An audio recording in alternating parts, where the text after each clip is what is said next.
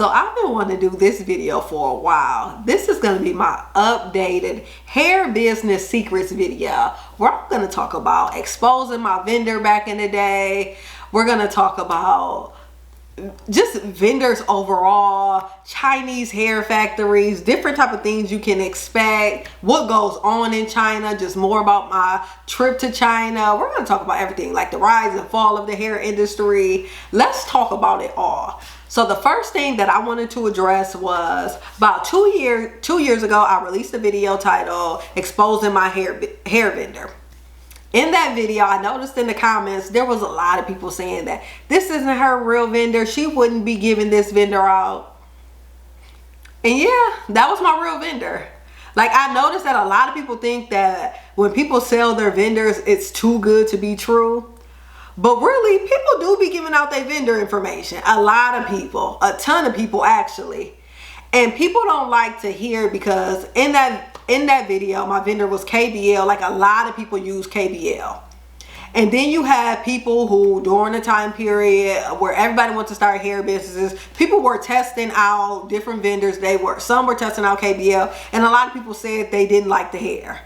So what people will fall into, like, well, if everybody's saying they don't like the hair, why are these huge names selling the hair and making a whole bunch of money from it? And typically what happens is when people see the hair, like see a celebrity or a big name rock the hair and the hair looks good, they become brainwashed to where they get the hair from that particular vendor, and if something doesn't go right with the hair, they feel like it's their fault. Versus once you get the hair and you're a normal person and you're washing it, brushing it, like trying to figure it out, and you don't already have that brainwashed image in your head of what it's supposed to look like, then you be like, okay, well, I don't like this hair. So that's what typically happens, or why people have a hard time believing that it's the exact same hair, but really you just have this image brainwashed in your head of what it's supposed to look like. So that's why people oftentimes feel like it's not the same vendor. I remember even when I was selling hair from this vendor, I bought someone else's vendor. And you know who vendor it was? It was the exact same vendor as mine. I bought the vendor from them, and it was KBL too. I'm like, dang. So everybody's using KBL. I remember I knew before people caught on to the whole blue band thing, like the KBL bundles used to look a particular way to where you can see other people's vendor and you'll know that's KBL. I remember I bought bundles from 2 different large companies just to see if it was the same hair, and sure enough, it came once you took the bundle wrap off. And this was back in 2016, before the blue band craze started, which was around the pandemic. About 2019, that's when everybody started saying like, oh, you got to get the blue band hair, blue band hair. But yeah, so back then I got their hair, took the band off, and it was the same blue band. So I'm like, okay, so everybody has the same hair. Now, why my hair doesn't look like this? What I noticed is that one of the key tricks is gonna be the stylist. It's the stylist that makes the hair look good. Because when I did the hair myself, it didn't look as good. When I took it to get it installed by a stylist who also used that same hair, oh, it looked so good. And I'm trying to figure out what was I doing wrong. Then I started following her, listening to the different techniques she would use. And once I started doing those same exact techniques of the same styling tools, same styling products, my hair started looking good. And that's where I learned to just start doing my own hair, because now I knew the products. So if you don't have the right products for a particular vendor, your hair is not going to look the same. If you don't have the perfect photos, it's going to be real hard to convince somebody that that's good hair. Because as you can see with a lot of these big names, they're using the exact same vendor that people are bashing. But once they put their touch on it or send it to their style, like, that hair looks extremely good. So with you and your hair business, you need to connect with the stylist who can do the exact same thing for your hair business. And it'll be the same thing with people saying like they don't like using Amazon wigs, which Amazon wigs aren't the best quality, but if you go to the right stylist, they gonna hook that wig up to where it's gonna have more people buying that same Amazon wig. And the issue where the mixed reviews come from is you might take yours to one stylist who's a professional, she knows how to work with these type of wigs, versus going to somebody else who might not be well versed, so now the wig and hair looks trash.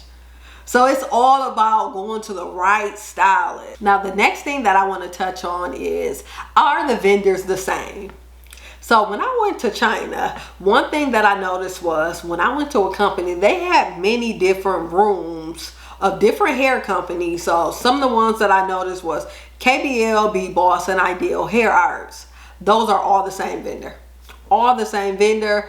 Little difference in prices. You need to talk to the vendors about the different qualities that they offer, because as you know, like with KBL in particular, you can get the KBL with the white band, which is the best hair. Then they have the blue band, the second best. They have the XR, the third best, and then they have some other hair that has, I believe, a purple band on it. So that's 4 different hair qualities.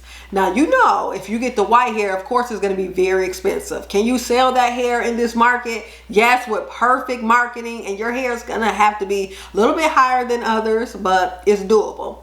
And you have the blue band hair, which is the blue band hair is always good, which in my opinion is always good. I know some people be like, oh, we don't like this hair because of X, Y, and Z, but really it's probably they don't know how to style it correctly. They don't know how to make it look good. But yeah, so I recommend those 2 hairs. But yeah, like when you go to China, they're all in that same building selling that exact same hair. And one thing that I noticed about China is when you go to the hair factories, like it's set up like call centers. So the person that you're talking to, maybe on Instagram, TikTok, whoever that's trying to sell you the hair, they're not a hair expert. They're telling you, they have a fact sheet and they're telling you exactly what you want to hear. If you ask if the hair is virgin, they might tell you it's virgin. If you ask if it's processed, they're going to tell you whatever they need to tell you to get you to buy that hair. Because what people don't know about buying hair from China is that the worker, since they're not hair experts, they are salespeople. They have, so it's a board that shows who made the most money for the day and then who made the least. If you make the least amount of money for too long, you end up getting fired from your job. So if you know that's what it takes for you to keep your job or get fired, then you're going to make sure you're not the person at the bottom. So you're going to tell people whatever it is that they want to hear to get them to buy that hair. And that's what a lot of people need to know when it comes to working with different hair vendors is don't expect anybody to be honest with you. If you don't know what you're talking about, they're going to catch wind of that and know that they can jerk you around and tell you any old thing to get you to buy this hair. So that's why a lot of people say, oh, I tried this hair and it was trash. It's because vendors are taking advantage of them, telling them what they want to hear just so they can make the sale. Because most of the times they're going to tell you it's excellent hair, whatever it is that they want to tell you to get you to purchase that hair.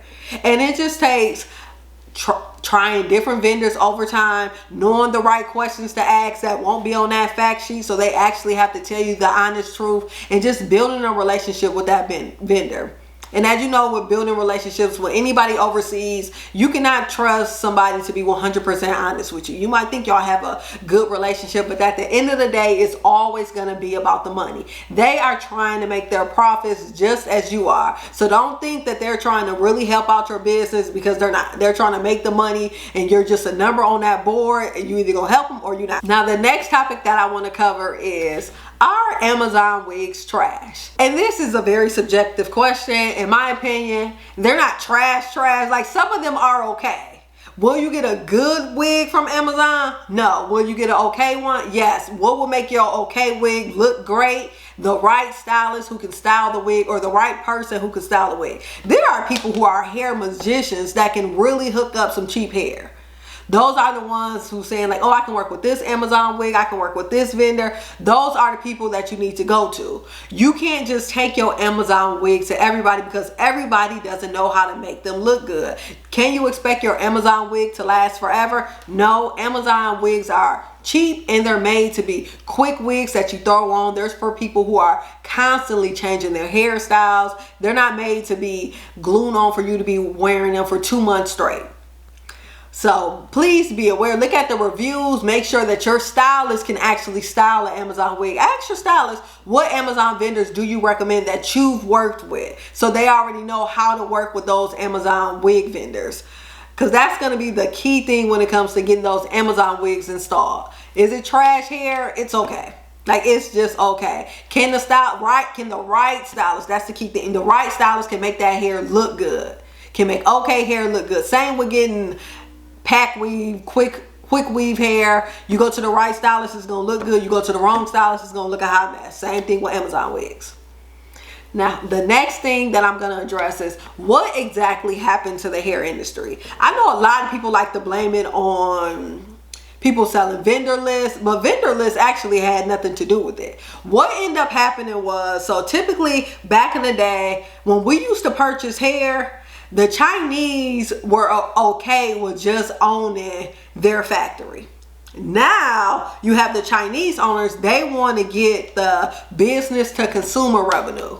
They don't care about just being business to business anymore. They want to actually go out, get the customers, have the customers be their influencers, and they want to cut you out. So there was a time period where we used to have vendors just writing us constantly on Facebook. Well, constantly, Facebook, Instagram, they used to write us nonstop, just to get us to purchase the hair.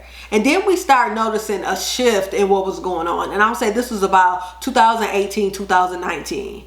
We had vendors, they start asking us, oh, can you tag us? Like, tag the vendor on my personal page? Like, where I'm trying to sell my own hair? Like, they would really ask us, can you tag us? Can you let your customers know? And what I started noticing was, if you didn't have your vendor blocked and they knew your social media pages, they were coming on your page following your customers. So now your customers can see who your actual vendor is. A lot of customers didn't catch on to what was going on, but then you have a lot that did.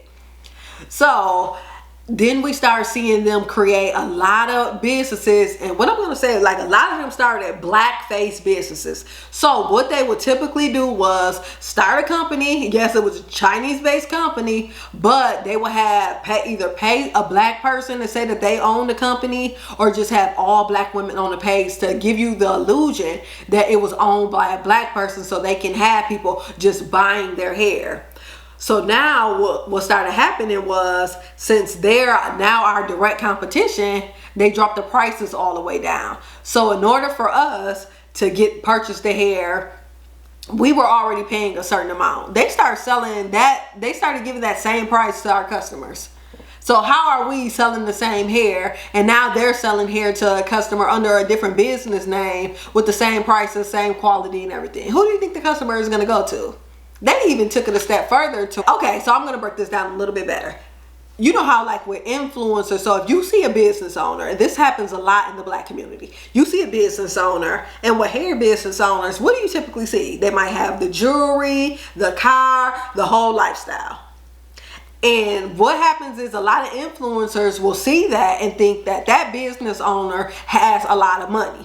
So they want to charge those business owners higher rates. Versus where you see a Chinese company where they just have just the regular marketing, you don't know the person behind it. So the Chinese was like, hey, we'll just give you free hair. And since it's a bigger company, they're like, okay, we'll take that. Versus trying to charge the person who's marketing their lifestyle a lot more money. So they might charge the company that has lifestyle marketing, flashing, more materialistic things. Let's say they might charge them $1,200, but really they're charging the same Chinese company that person is getting their hair from. They're charging that person maybe $300 or even free hair. Like, a lot of the TikTok influencers just get free hair and they promote it like they're being paid. So as a business owner, how can you compete with that? Like, how can you compete with somebody who's constantly, businesses who are constantly giving girls free hair? Like, you can't compete with that, because you have to buy the hair from that particular vendor. So that's really what happened to the hair industry. Like, the ladies just got pushed out when it came to marketing, because they were able to flood the market by just giving free hair, or even just giving out hair with $100. Because I even had a vendor contact me to see if I can do a YouTube video saying that they were one of my top 5 vendors. Like, they wanted to pay me. Guess how much they wanted to pay me at that? $500. $500 to come on here and tell y'all they were in my top 5 vendors. Like, absolutely not. Absolutely not. And that's what they're doing nowadays. So if you see those my top 5 vendors, pretty much that's going to be a promo, because one of the vendors paid. And that's the sad truth about the hair industry now. A lot of people are giving away their vendors, even if they're selling them. Yes, that's their vendor. A lot of people are still using KBL. Even if you or somebody else tried it, it's probably just you don't know how to make the hair look good. You don't have a stylist that can make it look good. A lot of people are brainwashed by the image of these celebrities and influencers of how a hair is supposed to look. So when they get it, they're going to try and make it look exactly exactly like that, versus they just get it from a regular person. They might not put all that effort into it and just feel like the hair is trash. Another thing that we went over, a lot of these vendors are the same vendors. So if you're testing out different companies, you thought one company was trash, you might as well not even try the other two, because they're going to be trash too, and now you're out of your money. In my opinion, it's very unethical for them to be doing it that way. But what can we say about China? That's always been how it's always been. We just didn't know. But now that we're able to travel more, go overseas, we have people telling us different things about the hair industry. So I'm letting y'all know ahead of time, like, that is exactly what happens. And then the hair business, well, not the hair business owners, the people who actually work for the vendors aren't hair experts. You can't expect the truth for them. They're treating it solely as a business. This relationship that people think that they are creating with these vendors, they only see them as a number, and they're trying to prevent themselves from being at the bottom. But yeah, so that's my spiel on the hair business secrets. If you have any questions, comments, concerns, or if you heard anything else about the hair business, don't forget to drop that in the comment section below. Don't forget to subscribe to my channel. If you want to see more videos like this, just let me know. And you can also follow me on all my social media channels. I am Destiny Adams on TikTok, Instagram, Facebook, pretty much everything. And yeah, stay tuned for the next video. Peace.